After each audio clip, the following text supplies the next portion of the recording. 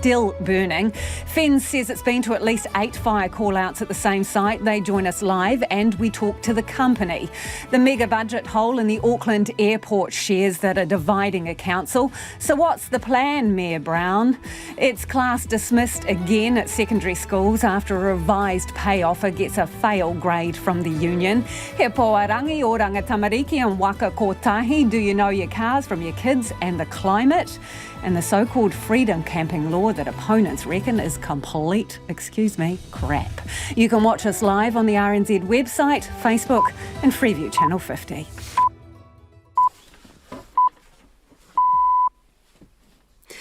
RNZ News at 5 o'clock. Talofa lava, I'm Evie Ashton. Firefighters have been called out to 8 reports of fires in recent years at the metal scrapyard still burning in South Auckland. Today's blaze marks the 9th and has caused toxic smoke to billow into the surrounding communities, prompting warnings to keep windows and doors closed. Delphine Herbert reports. Tens of thousands of people are still at risk of being exposed to the toxic fumes as firefighters work hard to put out the fire. The blaze began at midnight on a 10-metre high pile of scrap at Sims Metal in Favona. In a statement, Fire and Emergency says of the 8 previous call-outs, half were serious. Today's blaze has caused chaos in Auckland, closing some schools, including King's College and Otahuhu Primary. Trains were halted for a couple of hours in the morning because the Auckland Train Control Centre, which was near the fire, had to be evacuated. Manukau Ward Councillor Lotu Fuli says she'll be making sure the fire is investigated, as she remembers a similar fire in Favona in recent years. I will definitely be asking that our team looks into that and tries to see what's happening and see if there's an issue there in terms of health and safety. Lotu Fuli says the fire smells like burning plastic. A Christchurch resident says the stench from the Bromley wastewater plant has pushed some people to breaking point. Since the plant was badly damaged by fire in 2021, people living nearby have been plagued by the unpleasant smell. Stephen McPake says he got a heartbreaking phone call from one man. Absolutely in tears, feeling mentally broken, socially distanced, and feeling like it's easier to leave this earth than it is to continue fighting. I've sourced him counselling for him and his family. Bromley resident Don Gould told city councillors today it's unacceptable people are living in limbo while the council awaits an insurance settlement. Primary teachers have held stop work meetings this afternoon. NZEI members discussed a new pay offer which their secondary and area school colleagues have been told to reject. Our education correspondent John Gerritsen reports. The Education Ministry has offered primary, area and secondary school teachers a $4,500 upfront payment and 3 pay rises totalling between 11% and more than 16% by the end of next year. The NZEI says it won't tell its members how to vote on the offer, but the Post-Primary Teachers Association says the increases are not enough and has recommended its members reject the settlement. It says the increases don't keep up with inflation for most. The PPTA says it will resume industrial action, and both unions are asking members to vote on further action. An Auckland councillor says she's disappointed in the Mayor's latest budget proposal. Wayne Brown is expected to unveil his plans to address a $325 million budget hole later tomorrow. Finn Blackwell reports. The plan includes selling off the council's 18% share in Auckland Airport. Councillors have been in confidential workshops today to discuss the proposal. Eden Albert Puketapapa Ward Councillor Christine Fletcher says she doesn't want the council to let go of all shares. She says the proposal will be polarising for Aucklanders and wants residents to approach it with an open mind. Christine Fletcher says she doesn't want to see a bull in a china shop approach. A public remembrance service for the 5 victims of the Wellington Loafers Lodge fire will be held next month. The service, on June the 15th, at the Wellington Cathedral of St Paul, will mark a month on from the fire. It's being organised by the Cathedral, the Wellington City Mission and the City Council. And Botany Road in East Auckland remains blocked after a serious crash this afternoon.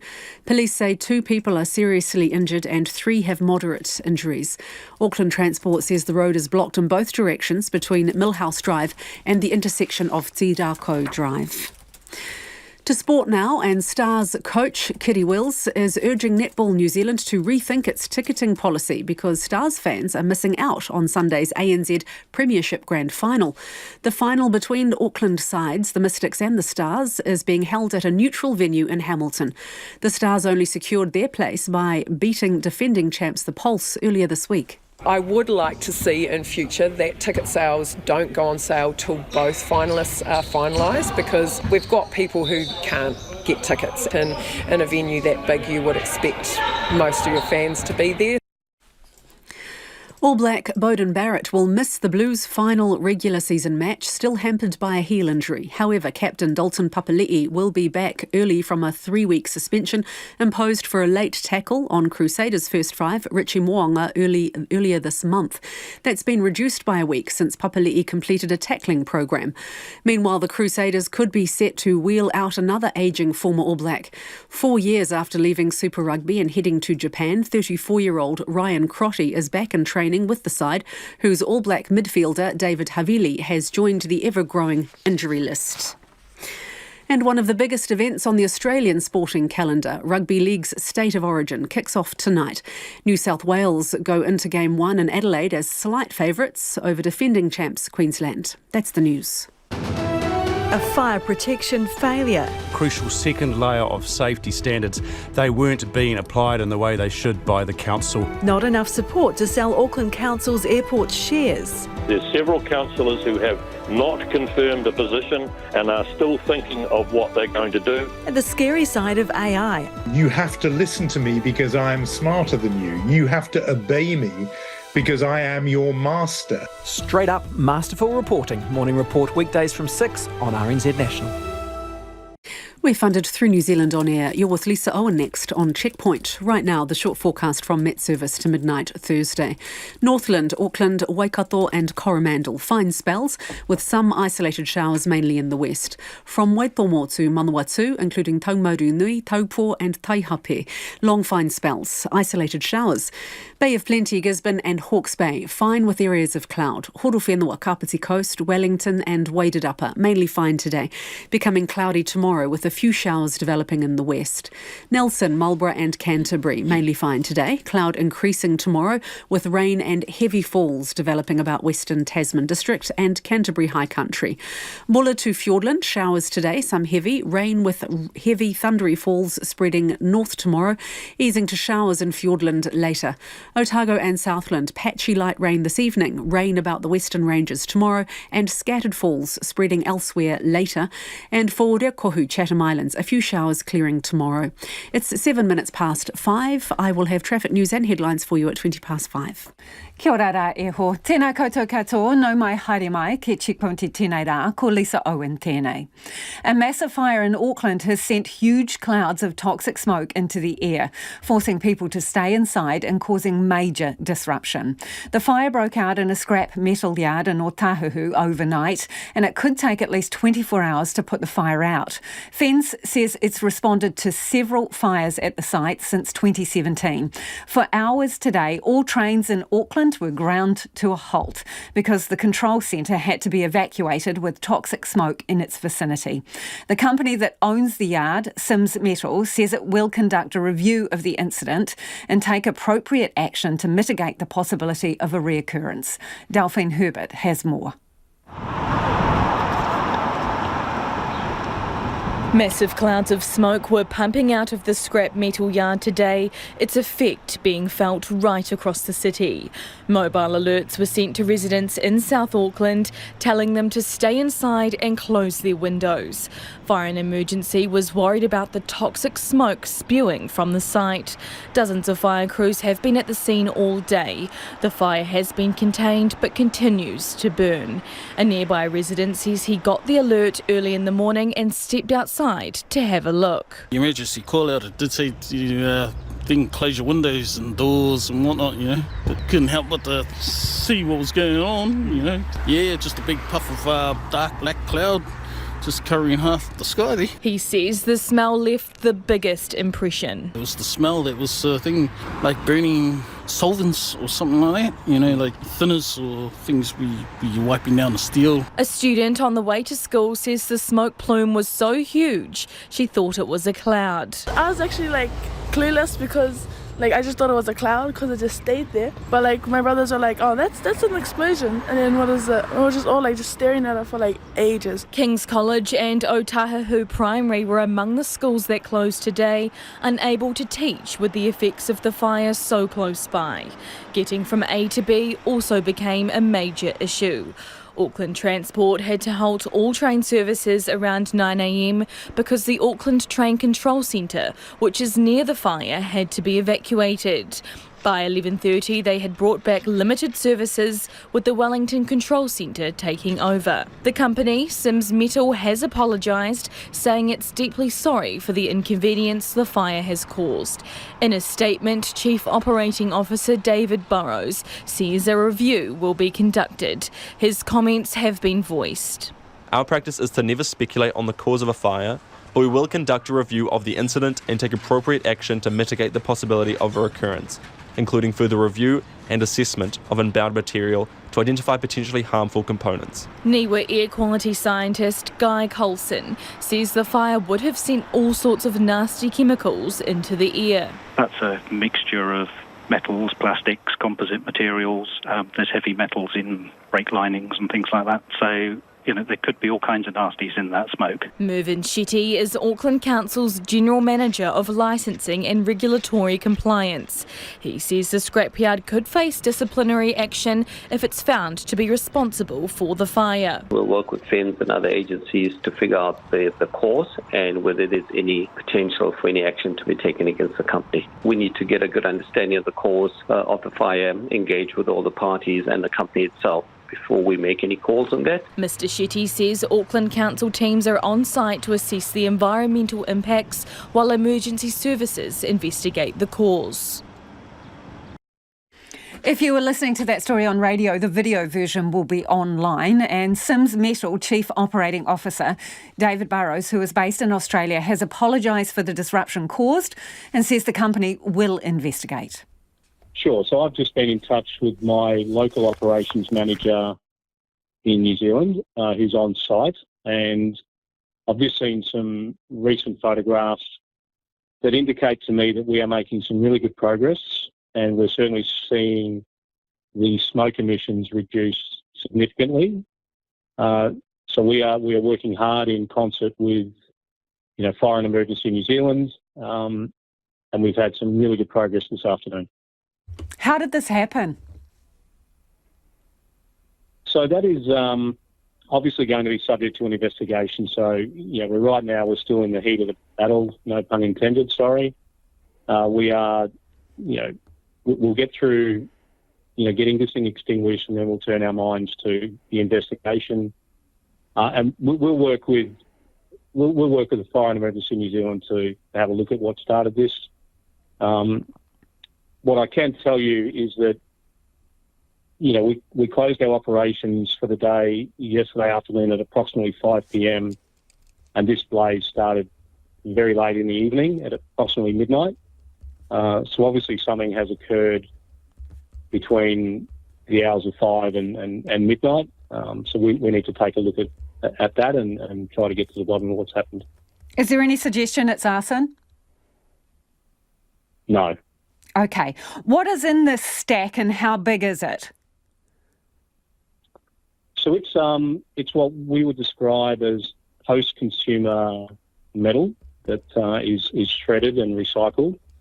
So when you think about post-consumer metals that are recycled, we're talking about things like white goods, metal fencing and roofing iron, bicycles, hot water systems, all of those typical household items, including some motor vehicles, car parts, those sorts of things. Have you separated out flammables? So we don't accept flammables in the feedstock, so that's something we look for when we purchase metals, when we receive them. But obviously, when you think about the composition of some of those materials, like white goods, they do contain plastic and foam and rubbers, so they are inherently contained within the materials that we receive for recycling. Fire and Emergency has told us they have attended 8 fires there in as many years. Why so many fires on site? So look, I'm certainly not aware of 8 fires. What I can tell you is that we have had 3 fires since 2017. The 2017 fire was an electrical fire in some equipment. The fire in 2018 was another stockpile fire similar to this. And again, I don't want to jump to conclusions or speculate as to the cause of the fire, but what I can say is that there are materials that we receive in the scrap metal that comes into site that are problematic. And one of those in particular is lithium-ion batteries. And they certainly are a headache for the industry and for other waste handlers. So as I said, we won't jump to conclusions or speculate. We'll work through the investigation with Fire and Emergency New Zealand and get to the bottom of what caused this. I know regulators in New Zealand put out some guidance to scrap metal facilities in 2021. So can you just quickly go through this list with me and tell me if you have done this on site? Did you have fire breaks around the material, separation of different heaps of scrap? We do, yes. Okay, and what kind of suppression systems do you have there?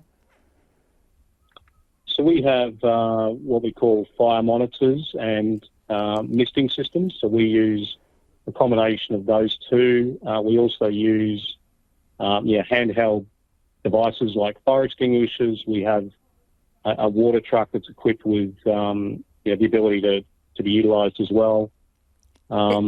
Is anyone on the site overnight? David, sorry to interrupt, but is anyone on site on duty overnight? There were some team members working until about 10:30 p.m, but at the time of the fire, no, there was no one on site. This has caused a lot of disruption. It's closed schools, it closed public transport, trains couldn't operate, people have been advised to stay in home to avoid the smoke. Is there potential that you may have to compensate some people?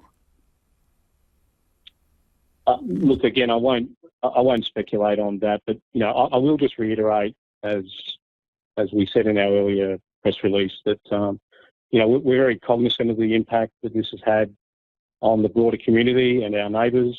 We're very sorry for that disruption and that inconvenience, and we're working really hard. Our team's working really hard with the local emergency services to bring this under control as quickly as we can to get back to normal. And that's David Burrows, Sims Metal Chief Operating Officer, the company where that scrap metal fire is still burning in South Auckland. 17 minutes after 5. Kia amo tonu mai. Do stay with us. You're listening to Checkpoint on RNZ National. New pay offers have failed to stop secondary and area school teachers resuming industrial action, and primary teachers could yet join them. The Education Ministry made revised offers to all 3 groups of teachers following a 1-week pause in action. Some teachers told Checkpoint they will be voting against the offers, but others are not sure. It means rolling strikes for different year levels are back on, with some Year 12 students rostered off tomorrow and Years 9 and 10 next week. Our Education correspondent John Gerritsen reports. The latest offers have a $4,500 upfront payment and 3 pay rises totalling between 11% and more than 16% by the end of next year. Primary school teacher Joseph says he needs the increases but plans to vote against the offer in a ballot that runs until Tuesday next week. I desperately need the money. I desperately need this lump sum. I desperately need the pay rise. I am struggling to cover my bills at the moment, but I will still vote no. Doesn't address any of the long-term problems that I see. He says teachers desperately need better workloads. My main concern is that people don't want to do this job. In this deal, there's nothing really to address workload or our work environment. It's not unusual for teachers to be working 50 plus hours a week. And this kind of thing and the level of stress that is here is what keeps new teachers out and it encourages experienced teachers to leave. The new offers followed a meeting between union leaders and the man who holds the government's purse strings, Finance Minister Grant Robertson.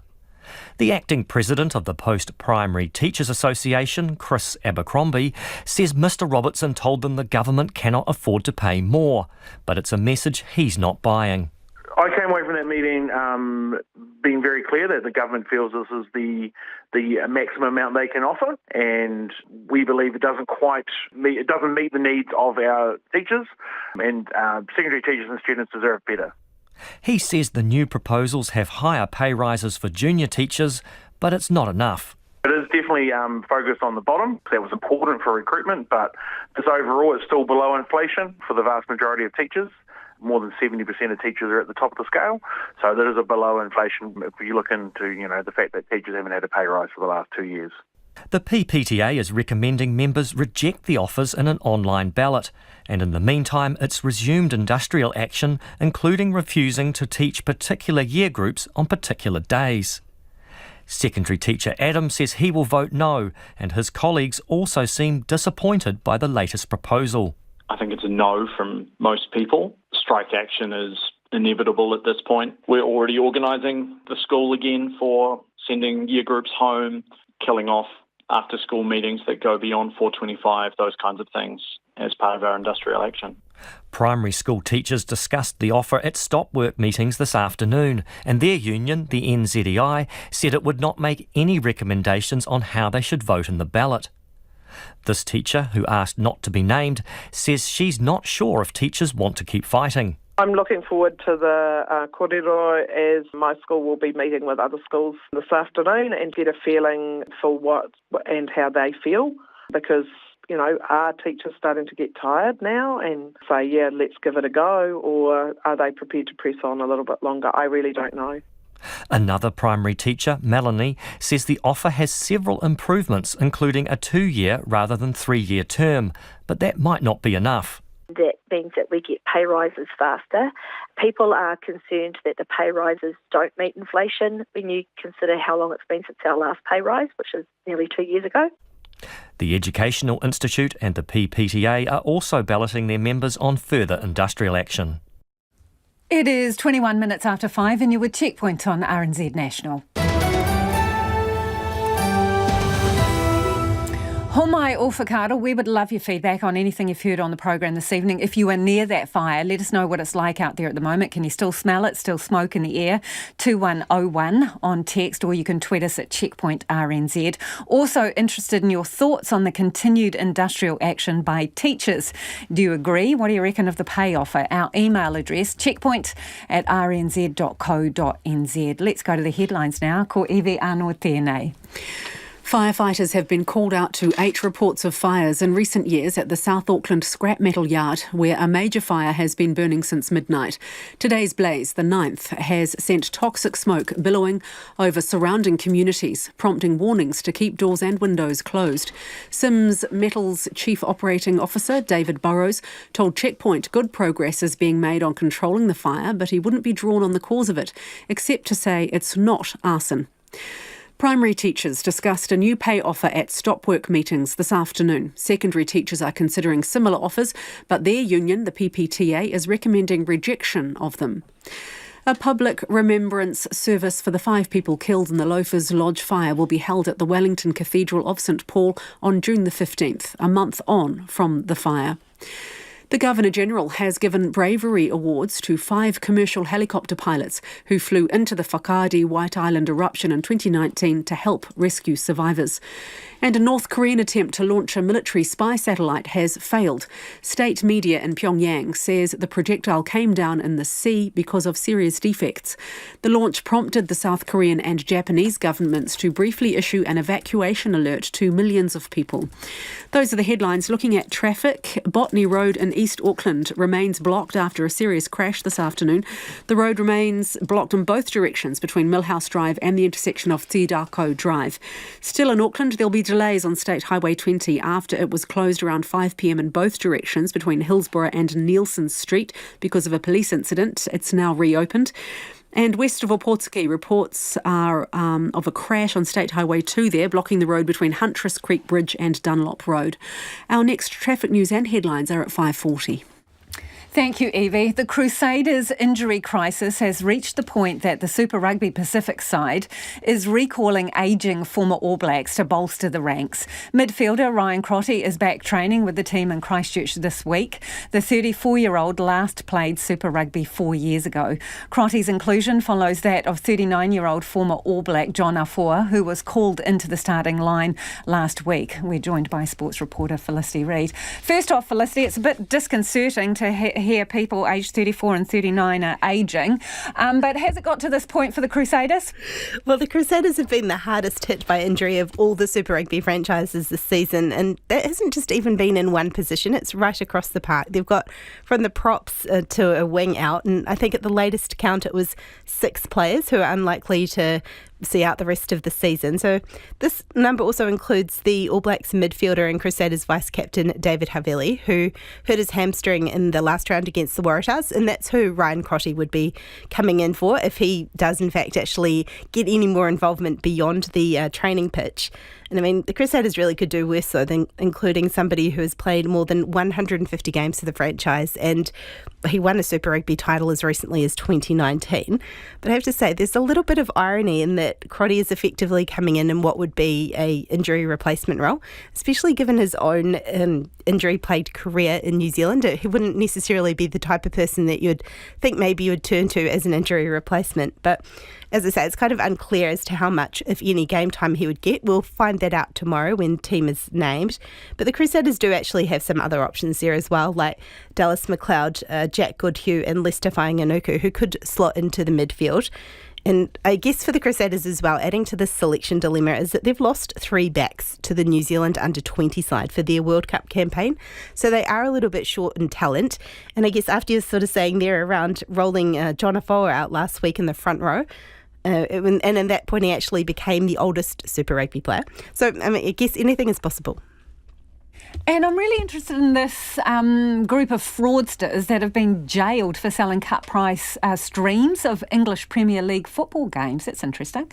Yeah, that's 5 men who illegally streamed Premier League games. They've been jailed for terms between 3 and 11 years, and that's actually the world's largest prosecution of an illegal streaming network.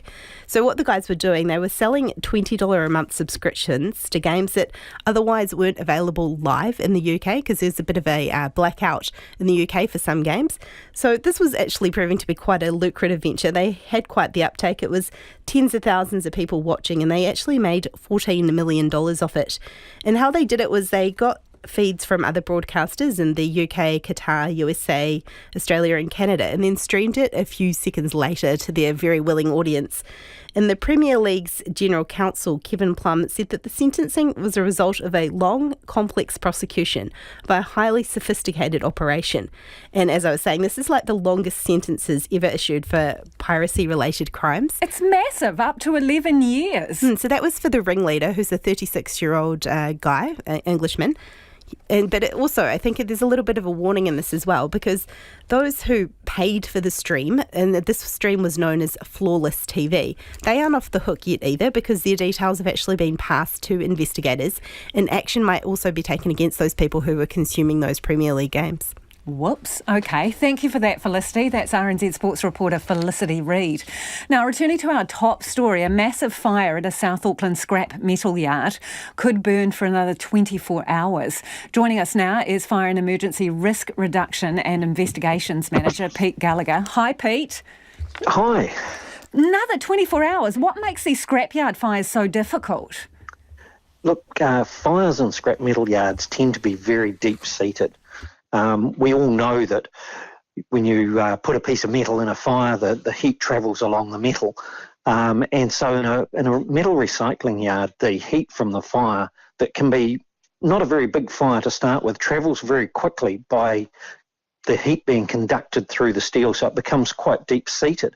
And it's very difficult for us to fight because there's so much weight, so much mass in amongst the steelwork that it's very difficult for us to get at the seat of the fire. What about all the added extras? When you think about what's going in there, we know whiteware carpets, so there'll be potentially coolants, oil or other flammables, and batteries is one of the other things that the company has raised concerns about too. Yeah, now most scrap metal dealers, of course, separate the scrap as it comes in. So they drain vehicles of fluids and those sorts of things. But there's always some residue, and that certainly makes it difficult to estimate exactly what's in the pile. And, of course, some of the metals, aluminium, for example, burns very, very hot when it's burning. And so it's difficult to extinguish anyway. Given what you've just said, should there be massive stacks like the one that's currently being doused out there? I think the fire service out there have said it's about 70 metres by 70 metres by 10. I mean, are there any restrictions on how much of this stuff you can pile up? No, there aren't. And look, in general, the metal recycling industry is pretty responsible in the way in which they handle these stockpiles of materials. But because we are exporting a lot of material overseas, they need to get it all in one place ready for export. And that's what we see accumulating in some of the larger scrap metal piles. How much regulation is there in terms of the rules and things about what they need to do for fire detection and suppression? The metal recycling industry is largely self-regulating, so they have a code of practice that their members sign into, which covers such things as fire safety and environmental safety as well.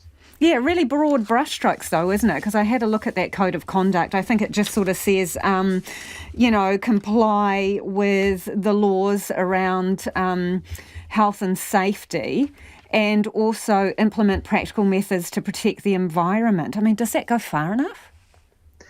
Well, look, it's something that obviously the scrap metal industry is slowly developing that code to be a bit broader, to cover more detail, but we have been working with them as well along some of the provisions for fire safety and fire prevention, focused mainly on fire prevention, because obviously if we can stop these fires from starting, then that solves a whole lot of issues. What is the potential harms from the smoke? Generally, the smoke is not going to contain huge amounts of toxic materials. As you mentioned earlier, it's mostly from paint on whiteware and other imperfections, if you like, in the metal pile. So most scrap metal, the highest value scrap metal, is obviously that which is clean. It doesn't have any of those contaminants. So where we have a fire burning in amongst scrap metal, it's often the contaminated metal. And there could be a variety of things in there, but because of the heat of the fire, a lot of the toxics are being burnt off in the heat of the fire anyway. So your job's risk reduction, and I'm just wondering, when does it sort of set off warning bells? Obviously one fire is one too many, but if you've kind of had 8 or 9 on a particular site over as many years, I mean, what does that indicate? Yeah, obviously that indicates that we need to take a good look at some of the practices that are going on in the particular site. But at the end of the day, this is also a high-risk activity in that you've got a lot of heat sources. There's grinding, cutting, welding, torches and such, let alone friction ignition, which we can get when metal scrapes on metal. So there's always a risk there. And so we'll be working with the scrap metal industry around how they can reduce that risk, but taking into account that there will be a level of risk that we just can't eliminate because of the nature of the work. Good to talk to you, Pete. Thank you for joining us. That's Pete Gallagher, who is from Fire and Emergency, and his job is risk reduction and investigations. It is 27 minutes away from 6. Kia amo tonu mai. Do stay with us. You're listening to Checkpoint on RNZ National. It's the moment you've all been waiting for, business news. Ko taku hoa in INA, ko Nona Paltzier. Nona joins me live in the studio. Okay, we're talking about AI software, but in a slightly different context. Buy New Zealand Made is using the software to protect the Kiwi country of origin logo. How's it doing that? You know that little kiwi? Yeah. Did you see? Yeah. Well, okay. The stylised kiwi, that tells you that it's New Zealand made. Did you know, you probably don't know this, but there were like 100 infringements, known infringements of the logo that was being applied where it shouldn't be applied. You mean dodgy people slapping it on their product pretending it was made here? Exactly. Right. So the Kiwi logo has value, and Buy New Zealand Made has invested. They bought some software, AI software, from a Wellington-based firm. They didn't say how much they paid, but they said that it would probably, they get a return on their investment after about 2 years because of the cost of doing this work manually. AI does it lickety-split, and they can look at your... Well, I'm just thinking, how complicated is that? And how does it do it? Which is a whole other world, and you probably don't have the time to explain. But... Well, artificial intelligence is a digital tool that would be able to perhaps...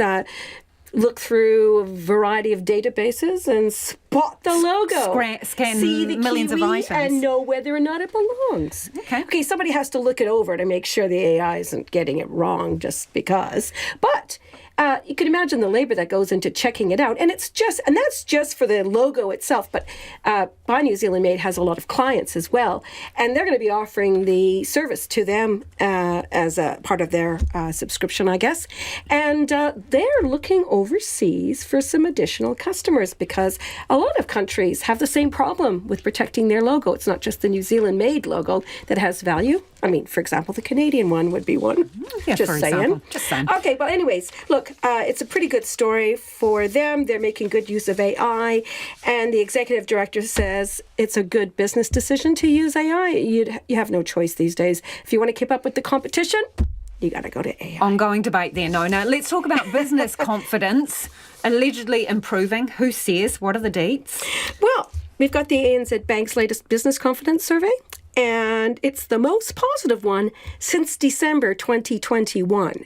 It's a long time from today. Anyway, look, the survey is still negative, though. But it rose 13 points to 31.1 points, and that was compared with April's negative reading of 43.8 points. So that's an improvement. And what's driving that is the businesses are feeling more optimistic about their own investment decisions, about their own firm's activities. However, it's still negative. Say, for example, businesses' own activity, still not quite in the black, but getting close. Negative 4.5 points. So that's a pretty good reading, considering the slump confidence has been in for a long time. ANZ Chief Economist Sharon Zollner says, though, wage pressures are still there. Cost pressures are still there. Prices are, hard for businesses to pass on still. And she says that the outlook suggests that there's more heat in the economy than the Reserve Bank is counting on, that there's greater wage pressures and so on than the Reserve Bank is counting on. And that means there's more likely than not to be another rate hike, that's to the official cash rate, sometime this year. And markets, please, Nona. Right. So we ended down 0.5%, a 66-point drop to 11,813, and we were up for a good part of the day. But then this afternoon, Australia came out with some inflation data, which was harder than expected.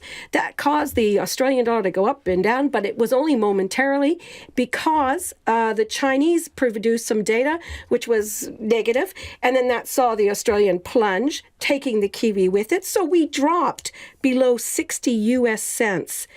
For a time late this afternoon. Last time I looked, it had tipped back up to about 60 cents, but it's under a lot of pressure. 92.5 Australian, 48.4 pence. Of course, the Kiwi dropped to a 6-month low, but so did the yuan, the Chinese yuan, and so did the Australian dollar against the US. So we're not alone, and expect more of the same. Thank you, Nona. Ka kite, Nona Peltier with Business News there. Just to give you something to look forward to, we're going to do a little bit more on wages, the bidding wars, a little later in the programme. Residents of the Christchurch suburb of Bromley are at breaking point as the saga over the wastewater treatment plant lingers on. The Christchurch City Council is awaiting a settlement from its insurer following a catastrophic fire back in 2021 that's left a pong hanging over the area. Adam Burns has more. Bromley residents are at the end of their tether. Don Gould addressed councillors during this morning's Finance and Performance Committee meeting. He says the fact people are living in limbo while the City Council awaits an insurance settlement is unacceptable. Residents are still expressing frustrations and concerns, especially with an email that went out yesterday telling them that the air rating solution is simply not working. The smell is growing, the methyl mercaptan and sodium hydrogen chloride are back in the air and they haven't abated. We asked for a timeline, it fell on deaf ears. We feel like we're being managed, we're outgunned by clever managers. A devastating fire badly damaged the plant's 2 trickling filters in November 2021. The stench from the burnt-out plant saw neighbouring residents complaining of nausea, headaches, worsening asthma and sleepless nights. Mr Gould says the uncertainty is now affecting people's mental well-being. People can then go, OK, I can live with that, or they can go, I can't live with that. I know for my own mental health it might cost me $200,000 to dump this house now or do something different, but it'll save my life. Yes. Whereas what they're doing at present is they're going, oh, the council will be there shortly. They'll be there soon, won't they? Will they? And then they break, and then it's too late. A community advocate told of a heartbreaking phone call from an unnamed resident who was in tears. Stephen McPike says the man was at breaking point. Feeling mentally broken, socially distanced, and feeling like it's easier to leave this earth than it is to continue fighting. I've sourced him counselling for him and his family, and we just need to see action and more mental health support for these people. Mr McPike issued a stern warning to council to urgently address the problem. If one person dies because they cannot cope with the stench, I will solely blame Christchurch City Council. This is not on. People deserve a right to live free of stench and able to live in their own home. 16 aerators at a cost of $4 million were installed by council at one of the oxidation ponds to help reduce odour levels for the coming winter. Council have reported mechanical issues with 5 disc aerators that have been repaired. They expect the repairs to be completed by next week. And Christchurch City Council says it's still working with the insurer on the cause, damage and cost of the repairs. It acknowledges it's a lengthy process and the community wants a permanent solution. It's 20 to 6 and you're with Checkpoint on RNZ National. Homai o whakaaro, we would love your feedback on anything you've heard on the program this evening, whether it's the stink at Bromley, the fire in South Auckland or teachers striking. Get in touch, text us on 2101. You can tweet us at Checkpoint RNZ. And the email address is checkpoint@rnz.co.nz. Let's go to the headlines now. Anea Evi, mena pita pita kōrero. The company that owns the scrap metal yard in South Auckland, where a major fire has been burning all day, has ruled out arson as the cause. Sims Metal's Chief Operating Officer David Burrows told Checkpoint a full investigation will determine what caused the fire, which Fire and Emergency says might keep burning for another 24 hours. A freedom camping bill requiring camper vans to have a fixed, self-contained toilet has passed its 3rd reading in Parliament. There will be harsher fines for not complying after a 2-year transition period. Hundreds of protesters marched against proposed job cuts at the University of Otago today. They're pushing back against the university's request for staff to consider redundancies in a bid to save $60 million. The university says it's unlikely it can meet its goal without reducing the number of staff. The Agriculture Minister says he probably won't take a proposal on a fertiliser tax to Cabinet. The government has been considering imposing the levy to help pay for research and development in the sector, but Damien O'Connor says he's listened to industry concerns. And the government-funded coastal shipping service set up after Cyclone Gabrielle has been closed down. Eastland Port Operations Manager Andy Kinsella says that with State Highway 2 now fully reopened, freight companies have said they prefer the door-to-door nature of roads. Those are the headlines. Looking at traffic, Botany Road in East Auckland has been blocked this afternoon in both directions between Millhouse Drive and the intersection of Tiidako Drive after a serious crash.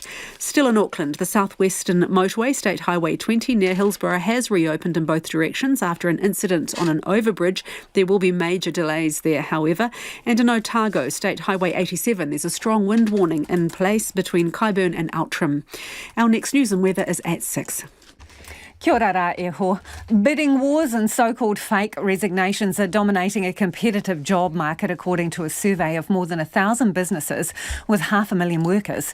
The market report by Frog Recruitment found that 79% of hiring managers have been forced to make more counter offers in the past 12 months compared to the previous year. The top incentives for reeling back in a resigning worker: more money, surprise, surprise, and a change of title. Well, joining us now is Shannon Barlow from Frog Recruitment. Hi, Shannon. So are workers playing chicken with their bosses? Oh, they are. There is a little bit of funny business going on, but who can blame them? We've had probably the last year telling employees and job seekers that if ever there's a time to go for better conditions or more pay, that it's now. So they're really just doing what's right for them. So I suppose it's nothing new, the threat of resignation, unless a worker gets more incentives to stay on. But what is different in terms of the number of people doing it? Yeah, I think it's the other end. So hiring managers or businesses are more willing to play that game as well. So it's really a result of an extremely tight candidate market. So businesses can't afford to lose the good talent that they already have. So they're going to fight even harder than usual to retain staff. So, Shannon, is there a formula to work out how much that costs to lose a staff member? Because, I mean, you got advertising, lost productivity, time to get the next person up to speed. Is there any kind of estimate for how much that costs you? Well, we'd like to say that it kind of correlates to the fees that you pay a recruiter for all that goes into that. But you're right, all of those things, and it's all the hidden costs that you don't think of. So your time away from your normal role when it's involved in recruitment or training up new staff, when you eventually manage to get some, that all goes into those costs. What does it mean in terms of opening up the floodgates when other employees see that the threat of departure equals more money and better conditions? Yeah, it's a really tricky one for employers. My advice would be to avoid that situation is to really get in front of it in the first place. So find out what is important to your staff and show they're valued before it's too late. So that you don't need to get into these situations, and you can better plan things like if it is salary is a major factor, which is likely to be, so that you can plan in advance what that's going to look like across the whole group or the team. So you're looking at those things like pay parity rather than having to react to an individual situation and then all the flow-on effects of that. Thanks for your time, Shannon. That's Shannon Barlow from Frog Recruitment there. A law aimed at stopping freedom campers leaving number twos around the countryside is crap, according to the opponents, who say they will continue to fight it. The self-contained motor vehicle legislation that makes it compulsory for camper vans to have a certified fixed toilet on board has passed its third reading. But there's a 2-year transition period for people to comply. The Responsible Campers Association says it'll be looking for a legal out to the new rules. Here's founder Bob Osborne's blunt reaction to the changes. It's probably about the same description as that issue that they're actually trying to prevent. Crap. Right, as simple as that. Yeah. We have a situation where if somebody has a camp toilet, which they use, they're actually committing an offence because they do not have a fixed toilet. If, on the other hand, someone has a fixed toilet that they do not use, they're not committing an offence. So how does that actually address issues of public defecation? All right, well, so the legislation is to help clean up the environment, to stop people, freedom campers is what the allegation is, pooping everywhere and polluting our fine country. What is wrong with the sentiment of the legislation? The sentiment's fine. They haven't established it's a Pacific freedom camping issue. They basically made an assumption that everyone who travels our highways and byways is a freedom camper, and only freedom campers need to have a poop while they're travelling those highways. So you're saying it's someone else who's making the mess? Well, everyday travellers. I mean, we haven't just got freedom campers travelling around New Zealand. I mean, you've got all your salesmen and your truck drivers. They're actually captured by the legislation as well. Plenty of other campers around the place. Tell us about that, Bob. So unintended consequences. You think a truck driver parked up on the road for the night who's got a sleeper bunk on the truck is going to be part of this? It is. They're basically sleeping in a motor vehicle, which makes them defined as a freedom camper in the legislation. It always has been the case. Councils in the past have actually ignored the truck drivers. With this legislation, they actually don't have any choice. This legislation requires councils to enforce the legislation. Unlike the Freedom Camping Act, which gave councils the ability to actually make a bylaw, this is actually requiring councils to act on the legislation. So in short, Bob, people are going to have a self-contained vehicle which has got basically a warrant of fitness in the sense that it says it's got its own waste tank and it's got a toilet on board, right? So what would you rather see? If you don't think that is the solution to cleaning up the countryside, what is the simple answer? We actually need to focus on facilities for all the travelling public around New Zealand. We've done some costings on that. The Tourism Infrastructure Fund has paid out $27 million over the past 3 or 4 years. That sort of money, we've been talking with a supplier, a manufacturer of toilet blocks.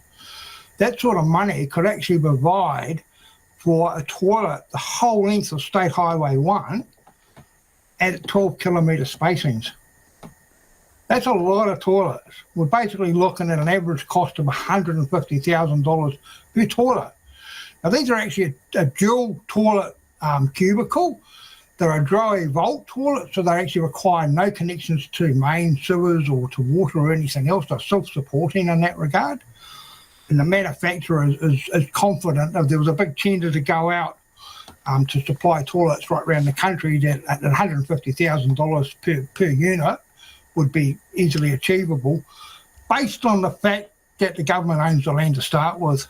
And they don't have to do resource consents and permits. As we know, Bob, construction takes time. So in the meantime, what are you suggesting? I guess the status quo in the interim, but it's not. They haven't proven the problem is freedom campers, and this was the crux of the matter. Okay, well, let's say we're trying to solve the problem for everybody. Your suggestion is what? A shovel in a hole that's 15 centimetres deep and make it 50 metres from a waterway. Yeah, so that's Worldwide Health Guidelines. We've actually presented a petition to Parliament to actually change the criteria in Section 32 of the Summary Offences Act. The defence criteria in that act is simply that you have a reasonable belief that you won't be seen doing the deed. And that's it. It's very simple. I don't know of anyone who actually poops in front of anybody else on purpose. And that's Bob Osborne there from the Responsible Campers Association. I bet you've got a few reckons on that one. 2101 on text, or you can tweet us at Checkpoint RNZ. 9 minutes away from 6. Kia mau tonu mai. Do stay with us. You're listening to Checkpoint on RNZ National. The first event in Wellington's massive new convention centre, Tākina, is kicking off tonight. And it's not one you would expect. 6 million pieces of Lego have turned into huge dinosaurs for the Jurassic World exhibition that even includes a life-size Brachiosaurus. It's not only the first exhibition for Wellington, it's also the biggest exhibition the Lego team have created. With us now is Kirsty Frame. Kirsty, before we get into the substance, which one is the Brachiosaurus? What does it look like? It's one of the ones with the spikes along its back, but not the one that I'm currently inside. For those of you at home being able to see this, I'm inside the mouth of a T-Rex that's entirely made up of Lego. He weighs about 1.5 tonnes and is made up of 128 pieces of Lego, 1,200 hours of work there to make this thing that is quite threatening being on the inside of. It is absolutely phenomenal for people who can't see it. The tongue is almost, wow, half the size of you, Kirsty, and the teeth, the individual teeth and the detail are just amazing. Are you allowed to touch it, the little ridges on his tongue? Yeah, that's the thing about this exhibition, Lisa. It's completely interactive. They encourage you to get your hands all in there. I don't know about hygiene, but at least it's fresh for us now before it opens to the general public. I'm sure lots of kids are going to be all up in this. Actually, our brick man, Ryan, he actually got some stitches on his forehead from the top of the teeth. He's since childproof the teeth here, obviously, but you know, it comes with the job. Clearly there are risks in every job, including making Lego. Yeah, they're a bit painful on the feet as well, so watch out for that one, Kirsty. Why Jurassic Park is the theme? Yeah, I was talking to Ryan about that too. I mean, they've partnered with Universal Studios, obviously that have the rights to Jurassic Park for this, and it's the attention to detail to the scenes in the movie, to the dinosaurs. It's all right to the finer detail. This is, of course, the T-Rex in front of the Jeep from that famous first scene. And I mean, Ryan was saying, you know, what better pairing of childhood nostalgia than the two universal things that kids love, which is Lego and dinosaurs. Just the texture and the colouring, because they've used slightly different coloured bricks, like even in the mouth of the creature that you're standing next to, there's different shades of pink and red, and it's just... Yeah, you've even got his gums in there. The detail. Teeth look all right. I mean, they look quite healthy, considering how old it is. Now, what about the centre itself? What's Tākina like? Yeah, I mean, it's a big day for Wellington as well. It's the opening of this long-awaited Tākina building, and it's phenomenal in here. The space is so large, and, you know, it's a big day for Wellington. Mayor Tory Whānau said this convention centre is so significant for Wellington, in fact, opens up a new chapter in Wellington's future when it comes to hosting large-scale events for our arts and culture, for our community, for our economy as well. The Tākina it's booked up almost over 100 events already, some of those stretching until 2028. So yeah, massive amount of things are going to be happening here in Tākina, but what better way to open it up, I think, than the largest Lego exhibition in the world. Thank you, Kirsty. That is Kirsty Frame there at the Lego exhibition. And if you were listening on radio, I do encourage you to go online and look at the video version of that. The scale and detail of that dinosaur is absolutely phenomenal. Sir Ashley Bloomfield says his parents were at the front of his mind while he was being knighted today. The former Director General of Health received the honour in Wellington this morning in recognition of his service during the COVID-19 pandemic. Ashley McCall and cameraman Sam Rillstone have the story. Kia ora koutou katoa. Kia ora koutou katoa. Kia ora koutou katoa. It's the phrase that beamed onto our TVs and radios during the COVID 1pm updates. Now the former Director General of Health has swapped out Doctor for Sir, knighted by the Governor-General this morning. His clear and calm communication has been key to ensuring trust in the government's public health advice, with the public positioning him as New Zealand's most well-known and highly respected public servant during the pandemic. Sir Ashley Bloomfield dedicating his award to everyone he's worked with during the pandemic. It's a huge privilege, obviously, to be bestowed with this honour, and every time I think about it, I immediately think of all the people who I worked with. Their faces are vivid in my memory. His whānau alongside him, but it was his parents who were front of his mind. Sir Ashley says the Governor-General exchanged some touching words with him. And one of the things she raised is that my parents both have passed on, obviously are not here today, and she noted that they would have been proud of me. And it was a full circle moment for me because my father, who was in the Territorial Force, was awarded an MBE in 1974. The Prime Minister, Chris Hipkins, was there for Sir Ashley's investiture and praised him for being the calm in the storm while under intense pressure. Ashley set the tone for that, and so that's something that I will always appreciate.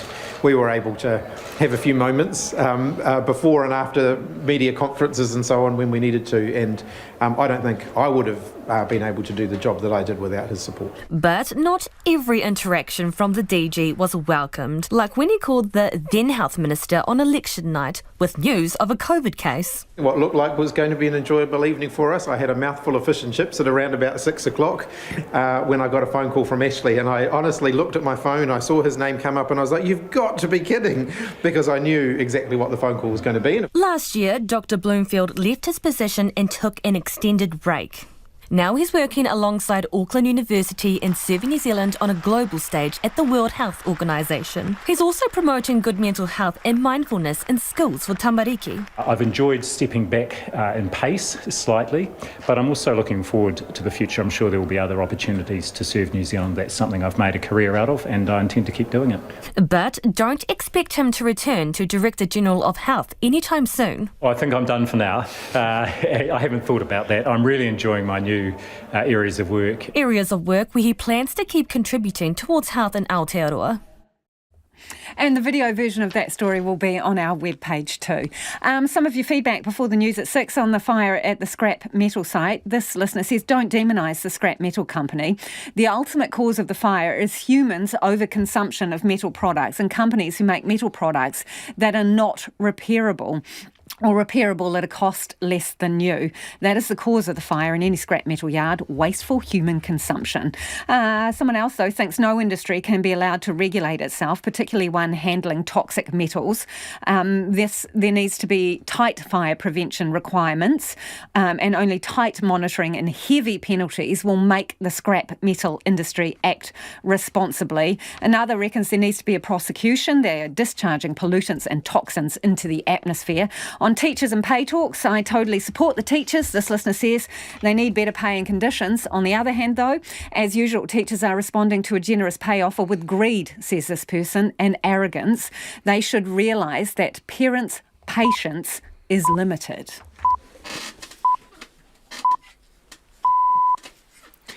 RNZ News at 6 o'clock. Talofa lava, I'm Evie Ashton. Sims Pacific Metal says there will be a full investigation of the cause of the blaze still burning at its Auckland scrap metal yard, but there is no suggestion it's arson.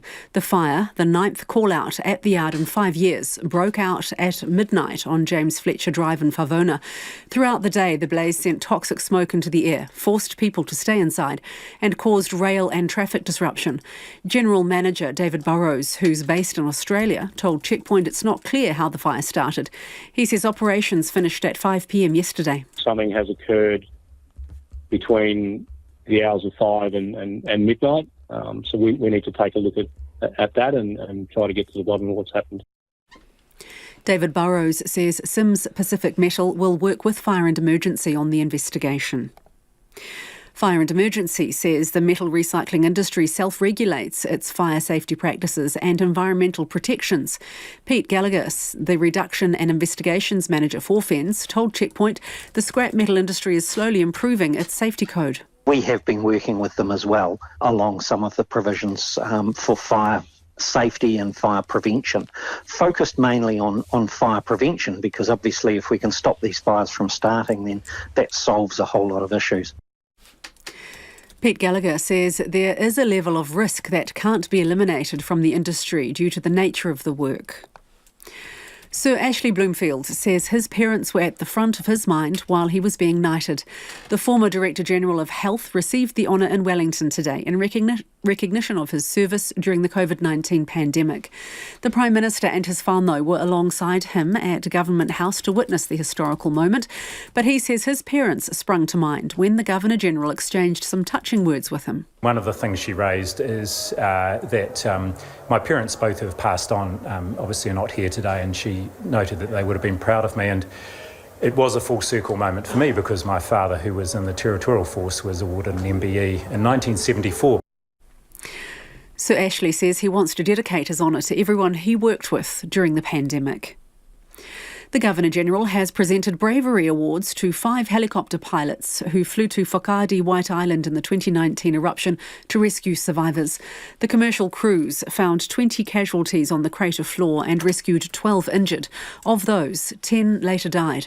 47 people were on the island at the time of the eruption. One of those pilots, Kahu New Zealand's Mark Law, says it's great to see people recognised for stepping up and volunteering in a time of crisis. So to be recognised for that act is great, and I hope it's just a bit inspiring for a lot of others that no matter what happens and who says what or what rules are in place, just get out there and do it. Mark Law hopes that volunteering spirit is never lost in New Zealand. North Korea has carried out a failed attempt to launch a military spy satellite, prompting Japan and South Korea to urge millions of people to prepare to evacuate or seek shelter. The warnings were quickly dropped after it became clear the rocket had crashed. A Japanese government spokesperson, Hirokatsu Matsuno, condemned North Korea's actions. Taking into account the repeated launches of missiles, North Korea's continued actions threaten the safety and security of our country, as well as the region and the international community. This kind of ballistic missile launch violates UN Security Council resolutions. Our country has lodged a complaint against North Korea through diplomatic channels in Beijing. Hirokatsu Matsuno says the rocket disappeared from radar and didn't make it into space. The Agriculture Minister says he probably won't take a proposal on a fertiliser tax to Cabinet. The government has been considering imposing the levy to help pay for research and development in the sector. ACT is claiming victory for the backdown after asking questions about the tax in the House this afternoon. But Damien O'Connor says he has listened to concerns from the industry itself. I put to them, I said, this is an idea as to how we might generate some revenue, because at the moment we don't have any other alternative way. And they understood that, and they went away to consider it. Just gave an indication today to me that they weren't in favour of it, so we have to sit down and work on what next. Damien O'Connor says the levy would have been reinvested in the sector. The government-funded coastal shipping service set up after Cyclone Gabrielle has been closed down. It ran between Gisborne and Napier as an alternative to State Highway 2, which was closed for 3 months because of the cyclone. During that time, there were 18 voyages moving nearly 300 containers, carrying mostly meat and produce.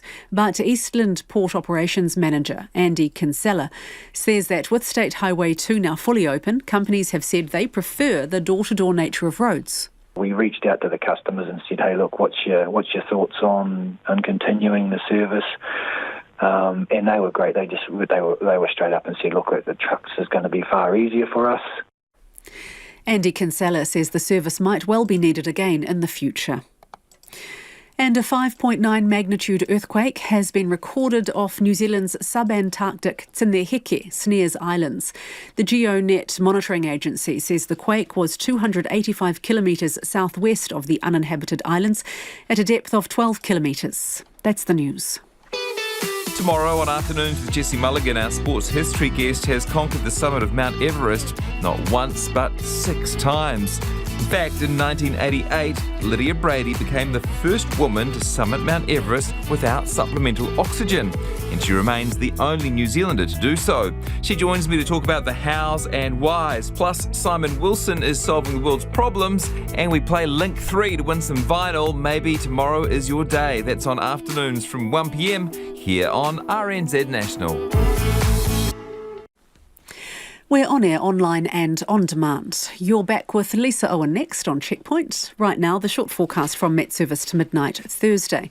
Northland, Auckland, Waikato and Coromandel. Fine spells, isolated showers mainly in the west. From Waitomo to Manawatu, including Taumarunui, Taupo and Taihape. Long fine spells, isolated showers. Bay of Plenty, Gisborne and Hawke's Bay. Fine with areas of cloud. Horowhenua, Kapiti Coast, Wellington and Wairarapa. Mainly fine today, becoming and cloudy tomorrow with a few showers developing in the west. For Nelson, Marlborough and Canterbury, mainly fine today. Tomorrow, cloud increasing with rain and heavy falls developing about Western Tasman District and Canterbury High Country. From Bulla to Fiordland, showers today, some heavy. Rain with heavy thundery falls spreading north tomorrow, easing to showers in Fiordland later. Otago and Southland, patchy light rain clearing this evening. Rain about the Western Ranges tomorrow and scattered falls spreading elsewhere later. And for Te Kohu, Chatham Islands, partly cloudy. The time is 7 minutes past 6. I'll have news headlines for you at 6:30. Nā mihi iwi, no mai, hoki mai. This is Checkpoint, ko Lisa Owen tēnei. National Party leader Christopher Luxon says the level of te reo used in government departments is a problem. He made the comments at a recent public meeting on his Back on Track tour.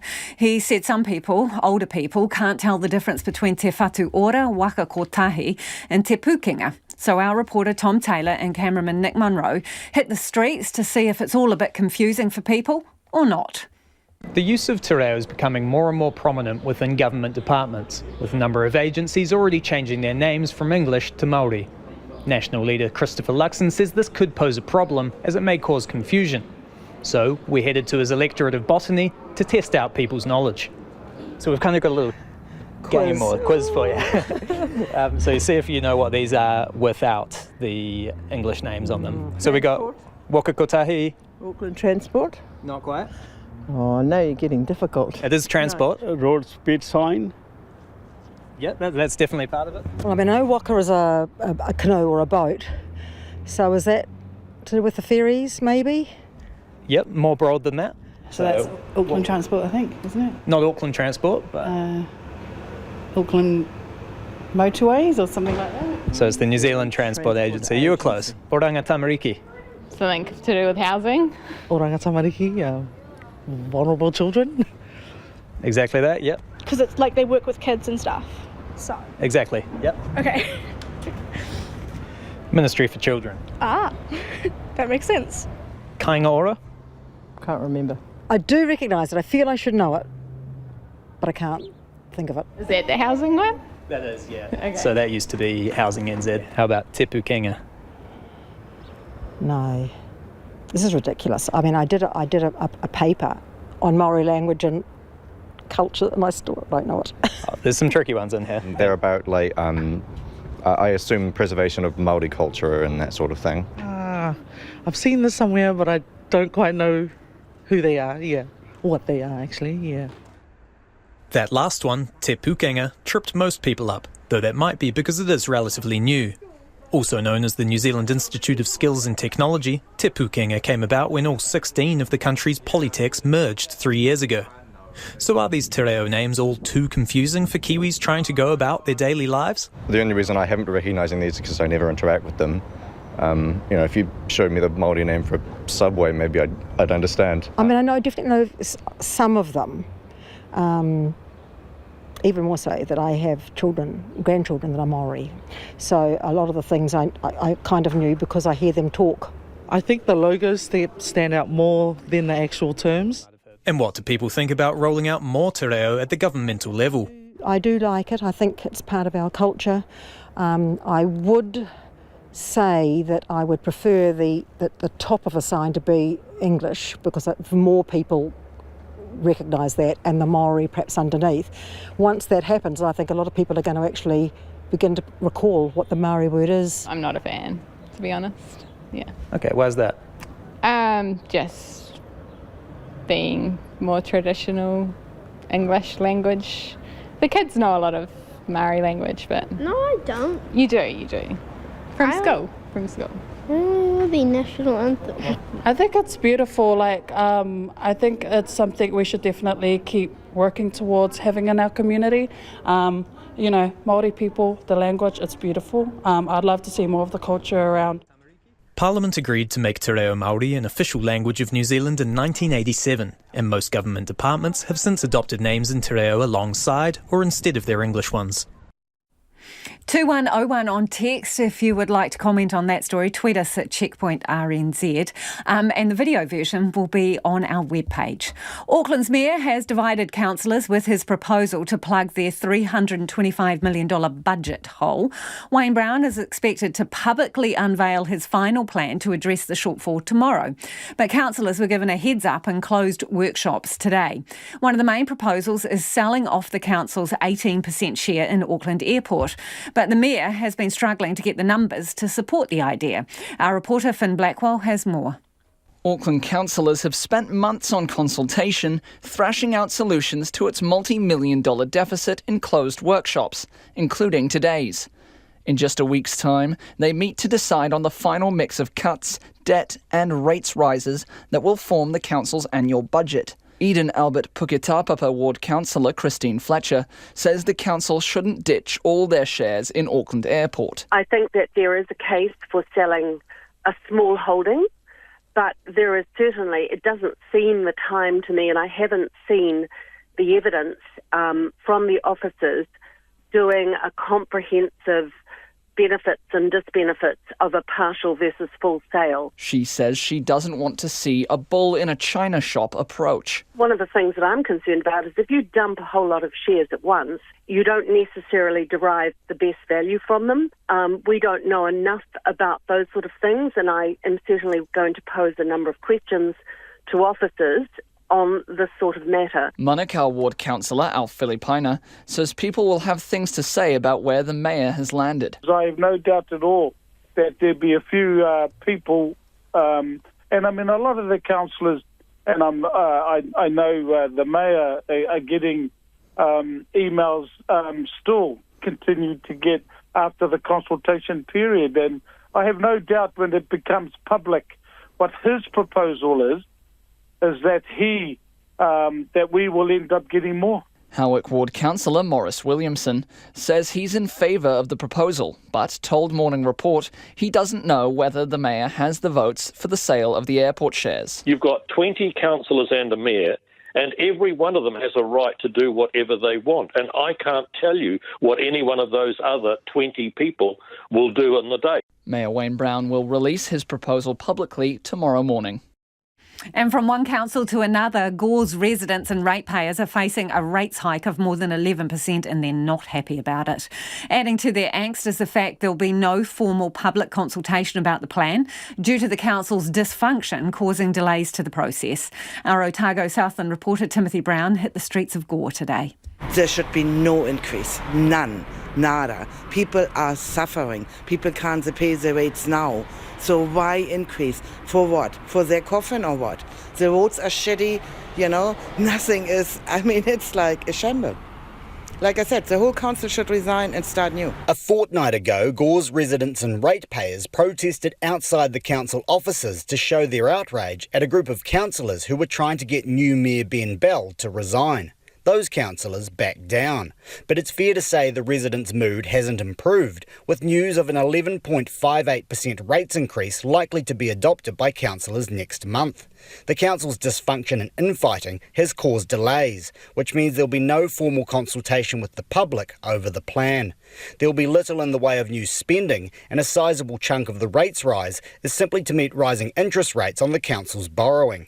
Councillors are also not thrilled about the situation. It's a horrendous rates rise, and I don't like it either. What we're faced with at present, particularly when it comes to a number of groups that have come before us asking for funding, we're having to say no. It's all compounded into this year, and we've ended up with this very high proposed rate increase. Going out with 11.6% is something that I don't feel very comfortable with because I know families are struggling. But the public is even less enthusiastic about what's coming. It's ridiculous. It's not sustainable for people. We're struggling. It's going to make it tougher for pensioners like me. 11.5 is quite a bit, isn't it? It seems an awful lot. I think it's diabolical. Right. Everything's going up, but wages don't go up. Rochelle Williams says the council needs to rein it in. They need to do exactly what everybody else needs to do and learn how to budget their money. I don't know, they've got to realise that people are tight. Do what we have to do, manage the money you've got. The council is saying it has few other options to explore to cut costs, other than cutting services. But for Rochelle Williams and other residents and ratepayers, that's not flying. Just get on with it and just realise that people are tight, so the country needs to be tight, the government needs to be tight, the councils need to be tight. Just live like everyone else. We're not an ATM. The council is expected to adopt its annual plan on June the 27th, just days before the financial year begins. It is 17 minutes after 6 and you're with Checkpoint on RNZ National. North Korea has failed in its attempt to launch a military spy satellite today. State media in Pyongyang says the projectile came down in the sea because of serious defects. They say a second attempt will be made as soon as possible. The launch prompted neighbours South Korea and Japan to briefly issue an evacuation alert to millions of residents. Japan has condemned North Korea's actions. The BBC's Jean McKenzie is in Seoul. There was panic and confusion in Seoul this morning as we awoke to the sound of this air raid siren, which is extremely rare, and messages being played out of loudspeakers telling people to prepare for an evacuation, only to be told 20 minutes later that this was a mistake. Now, North Korea has fired a missile this morning, believed to be carrying a spy satellite, but we know now that this launch was a failure, that the rocket exploded in midair and it crashed down into the sea. Now, this will be a big disappointment for the North Korean leader Kim Jong-un, who has been working to develop North Korea's first ever spy satellite for a very long time. He's even announced this week that he was planning this launch. And a spy satellite would give North Korea a strategic advantage because it would allow it to monitor its enemies from the sky, so South Korea and the United States. It would help it to be able to spot incoming attacks as well as plot its own attacks. The North has said this morning that it is going to attempt to launch again in the near future. And so this false alarm here in Seoul this morning has serious implications because over the years people here have become desensitised to the threat posed by North Korea. The danger is now that when a real emergency happens, they will be less likely or less quick to respond. The Russian capital has been targeted by a wave of drone strikes and the biggest such attack since the invasion of Ukraine. Officials say 8 drones hit Moscow, with one damaging a residential high-rise. Ukraine has denied any involvement. Russia's President Vladimir Putin says the drones were aimed at civilian targets and that gives Russia the right to take the harshest possible measures against Kiev. The BBC's Steve Rosenberg reports. Russian television says this is the moment that Moscow came under attack. The BBC has not independently verified the images Russian TV showed. But from early morning, people in and around the Russian capital did report hearing explosions. I heard them too. At home, my windows shook from the force of the blasts. Russia's defense ministry accused Ukraine of carrying out the attack, but said that Russia's military had downed all the drones. Ukraine has denied having anything to do with this. President Putin clearly doesn't believe that. The Kiev regime has chosen the path of scaring Russia and Russian citizens by launching strikes on residential buildings. This is a clear sign of its terrorist activity. As they flew towards Moscow, the drones sparked disbelief. Look at that, a man says. It's right above our house. One of the drones crashed into a high-rise apartment block. Another flew into this residential building. Here's part of it on the ground. The explosives failed to detonate. The area was cordoned off and emergency services removed it. Among local residents, the sense of shock is palpable. We're all on edge, Marat says. I don't know what we should do about it. I fear for my life and the lives of my loved ones, says Yelena. Things are not as calm and stable as we've been told. The Moscow authorities say there was minor damage, no serious injuries, and the situation is under control. But for Muscovites, this drone attack is a wake-up call, a sign that this war, that many here still perceive as being far away, is coming much closer to home. That feeling has been growing since these explosions over the Kremlin early this month, an apparent drone attack. And just days ago, a large-scale cross-border incursion from Ukraine into Russian territory was another embarrassment for the Russian authorities and a sign of growing insecurity. But no sign of any political U-turn. After this morning's drone attack, the message from the Kremlin is clear. What it calls the special military operation in Ukraine will continue. NATO will deploy an extra 700 troops to Kosovo in response to clashes with Serb protesters. 30 peacekeepers were injured in the unrest on Monday. The US has accused Kosovo of raising ethnic tensions by forcibly installing ethnic Albanian mayors in Serb-majority areas. It's been 15 years since Kosovo split from Serbia, but most ethnic Serbs have never accepted the country's independence. NATO Secretary-General Jens Stoltenberg called for peace in the region. Violence sets back Kosovo and the entire region and puts Euro-Atlantic aspirations at risk. Both Pristina and Belgrade must take concrete steps to de-escalate the situation, refrain from further irresponsible behaviour. The BBC's Guy Delaney has more. This all goes back to last month's bodged elections, these bodged mayoral elections in majority Serb North Kosovo. Ethnic Serb parties and voters staged a boycott, and that resulted in an extremely low turnout, just 3.5%. And that meant that ethnic Albanian candidates got elected as mayors in 4 very large majority Serb towns in North Kosovo. Now, Kosovo's international supporters, chief among them the United States, quickly saw that as a problem. These mayors might have been elected, but they didn't really have a mandate. And they urged Kosovo's authorities to act with caution. But that advice fell on deaf ears. And last Friday, we saw scenes in North Kosovo of armed police turning up, forcing their way into municipal buildings so that these ethnic Albanian mayors could take office. And the international reaction was absolutely furious, people calling from the EU, NATO, US for Kosovo to de-escalate. That didn't happen, and we saw these violent scenes between NATO peacekeepers and ethnic Serbs on Monday. Now, this trouble has even reached the French Open tennis, would you believe? The Serbian sporting superstar Novak Djokovic signed off from his first-round match with a message. Kosovo is the heart of Serbia, he wrote. Stop the violence. Now, the first part of that is somewhat controversial. It's a Serbian nationalist message. But bearing in mind we've still got these tensions in North Kosovo and more NATO troops coming, it's very hard to argue with the second part of the sentiment. Hundreds of artificial intelligence executives, experts and researchers have signed a joint statement warning about the risk of extinction from AI.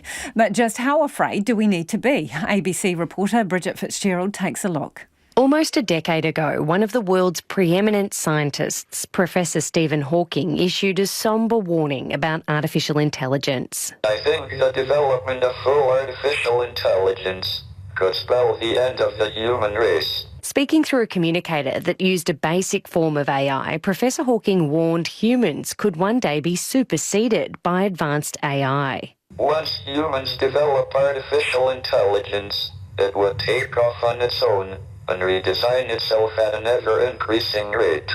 Humans, who are limited by slow biological evolution, couldn't compete. While that warning from the late Professor Hawking is of course yet to be realised, huge advancements have been made in artificial intelligence in recent years, and experts say the technology does indeed pose a threat to our very existence. Dan Hendricks is the director of non-profit group the Centre for AI Safety. Humans have been the dominant species on Earth because of our intelligence. But now, as AI is becoming more powerful and more intelligent, we won't necessarily occupy that same position in the future. More than 350 of the world's leading AI experts and tech executives have signed an open letter published by the Centre for AI Safety. The statement is brief. It says mitigating the risk of extinction from AI should be a global priority alongside other societal scale risks such as pandemics and nuclear war. Perhaps somebody would misuse it, so they could deliberately build the rogue AI system, and then that could cause a lot of damage. Or they could use it to create a bioweapon. But other experts say blanket warnings, such as the open letter, aren't helpful. Professor of Artificial Intelligence at the University of Bath, Nello Cristiani, says there are risks, but the group's statement is too vague. Extinction is a very big word, and it would require some more detail, don't you think? They are just telling us that we should mitigate the extinction risk. I don't see any information about how the extinction of 8 billion people could come about, to be frank. Seth Lazar is a professor of philosophy at the Australian National University, specialising in AI philosophy. How far off do they think the risk of extinction from AI, rogue AI systems that cause human extinction, how far off do they think that risk is? Professor Lazar leads the Machine Intelligence and Normative Theory Research Lab. He was asked to be a signatory to the open letter, but declined. I think it's perfectly reasonable for discussions about extinction risk from AI to be part of the conversation. Where I would really strongly disagree is that this should be a global priority, that it's appropriate to get people scared about this right now, and to sort of engage in this kind of quite alarming speculation. And finally tonight, it's been called the Miracle of Missouri. Thousands of people have flocked to a rural church near Kansas City to pray over the body of a nun who died 4 years ago. Sister Wilhelmina Lancaster was exhumed in April, but as Jeremy Roth explains, her body shows no sign of decomposition. Folks are flocking to the small town of Gower, Missouri to see a so-called real-life miracle. Powerful experience, very powerful. It's one of the most rare events in the whole of the United States. Not that old, but I've never heard of that in my life. That's how they described seeing the body of a nun who died in 2019 at the age of 95. The amazing part? After 4 years, the body of Sister Wilhelmina Lancaster shows no signs of decay. Her body was exhumed so it could be moved to a new resting place under the altar in the chapel. And when the coffin was opened, the nun's body, which hadn't been embalmed, was found to be remarkably well preserved, or incorrupt, as it's known in the Catholic tradition. While some experts say that's not necessarily rare, many visitors are seeing it as a sign from above. The fact that we could actually touch her, to place our rosaries and our holy cards and our pictures of our families, next to her body. She hears us. And that is almost all we've got time for, but let's share some of your thoughts before we head off. This on Freedom Camping. This person says, Freedom Campers are freeloaders who give me the... He follows up with 6 poo emojis. Another person says, build some more toilets and save the landscape from becoming a big toilet. Another points out, have you seen the amount of human waste beside the start of the Tongariro crossing car park? Poo everywhere. There are toilets near the start of the walk, but they're always blocked and overflowing. There are simply not enough toilets to handle the number of tourists, and that is a different issue, isn't it? The Late News team's going to keep you updated throughout the night. If you missed anything from the program, you can find Checkpoint on Spotify, Apple or wherever you get your podcasts from. Ko te kaupapa tuatahia pōpō. Tomorrow from 5 a.m, they waded through falling ash to reach casualties in the aftermath of the Whakaari White Island explosion. First up was at Government House as the helicopter pilots who risked their own lives in 2019 received New Zealand Bravery Awards. That'll be 5 a.m. tomorrow morning. We'll catch you later in the afternoon. RNZ News headlines at 6:30. Talofa lava, good evening. I'm Evie Ashton. Sims Metal says there'll be a full investigation of the fire still burning at its South Auckland scrap metal yard, but there's no suggestion it's arson. The coastal shipping service set up after Cyclone Gabrielle made State Highway 2 unusable has been closed. A Christchurch resident says the stench from the Bromley wastewater plant has pushed some people to breaking point. And legislation to raise the US debt ceiling has passed its first hurdle in the House of Representatives in the US. Those are the headlines. Our next news and weather is at 7. Tomorrow on Afternoons with Jesse Mulligan, our sports history guest has conquered the summit of Mount Everest not once but 6 times. In fact, in 1988, Lydia Brady became the first woman to summit Mount Everest without supplemental oxygen, and she remains the only New Zealander to do so.